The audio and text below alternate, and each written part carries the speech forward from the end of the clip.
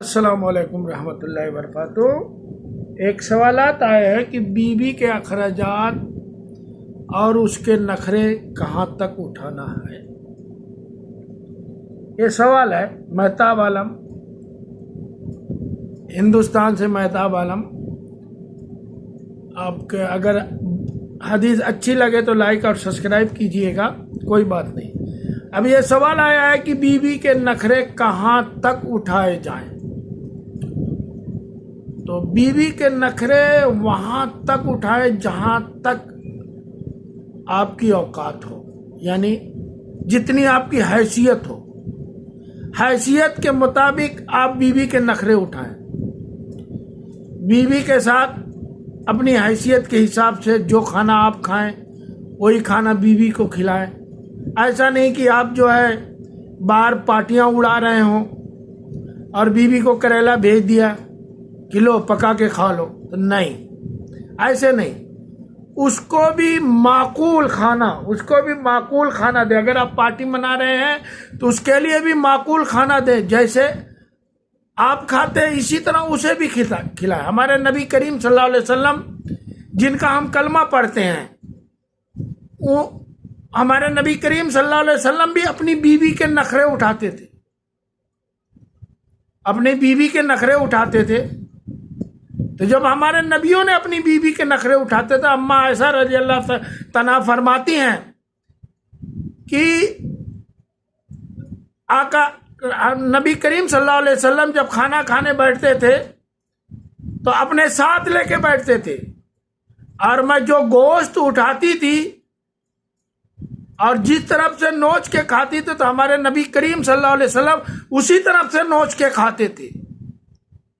और जिस प्याले में मैं पानी पीती थी, नबी करीम सल्लल्लाहु अलैहि वसल्लम उस प्याले को अपने हाथ में लेके उसी जगह से पानी पीते थे जहां से मैं पीती थी। तो ये हमारे नबियों के नखरे हैं, ये हमारे नबियों को बीवी के नखरे उठाने के तरीके थे। और आज के मुआशरे में बीवी का चम्मच अलग, बीवी का प्लेट अलग, बीवी का गिलास अलग। अगर बीवी ने एक चम्मच तुम्हारे प्लेट से उठा लिया तो तुम खाना छोड़ दिए, बीवी ने तुम्हारे गिलास में पानी पी लिया तो तुम पानी पीना छोड़ दिए, तो ये सब गलत बात है। बीवी के नखरे अपनी हैसियत, अपने औकात, जिस तरह की आपकी कमाई है इस तरह से उठाएं। और अगर बीवी में कोई नाइत्तेफाकी पैदा हो जाए, जैसे बीवी आप घर में आए तो बीवी आपके पीछे दौड़े, नहीं, आप भी घर में आए एहतराम से बैठें, और बीवियों को भी चाहिए कि उनके एहतराम से पूछें और उनकी जो खिदमत है वो खिदमत करें। और आप भी उसके जो अखराजात हैं, जैसे सर्दियों के मौसम में बीवी ने कहा कि मुझे 30,000 वाला सूट और 50,000 वाला जैकेट चाहिए, तो ये भी नाइंसाफी है, ये भी नाइंसाफी है। क्योंकि बीवी को भी देखना चाहिए कि हमारे शौहर की औकात क्या है, हमारे शौहर की हैसियत क्या है। अब आपकी हैसियत 40-50 हजार की हो, आप बीवी को बोलो कि नहीं ये 1500 वाला सूट ले लो और ये 2000 वाली जैकेट ले लो, ये भी अच्छा नहीं है। अपनी हैसियत के हिसाब से दोनों एक दूसरे को पसंद करें और पसंद करके एक दूसरे से ताउन बनाए रखें। अगर घर में कोई ऊंच नीच भी हो जाए तो घर के अंदर हो, घर के अंदर रखो, घर के अंदर, घर के बाहर नहीं जाओ, घर के अंदर रखो। और बीवी को अगर मार भी दिए तो उसके मुंह पे नहीं मारो, मुंह पे नहीं मारो। इसलिए जब घर के अंदर अपने जो झगड़े डंडे घर के अंदर रखोगे तो इसमें मोहब्बत की गुंजाइश है, मोहब्बत की गुंजाइश रहेगी। ऐसा नहीं कि बीवी को धक्के मार के हटा दिया और आप जाके दूसरी लड़कियों के, आप बाहर गुस्से से चले गए और जाके दूसरों के पास देखने सुनने लगे, ये भी गलत है।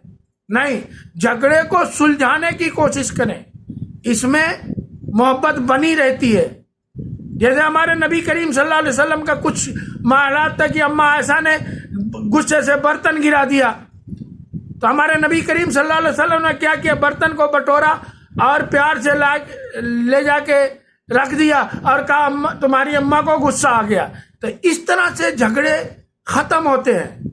एक दूसरे के सामने झुकना सीखें, एक दूसरे के सामने माफ करना सीखें। अब कुछ लोगों को मैंने देखा था कि अरे यार बीवी को हैज नहीं, हैज में उसको कमरे से बाहर निकाल देते हैं। नहीं निकाल दो, ये गलत बात है।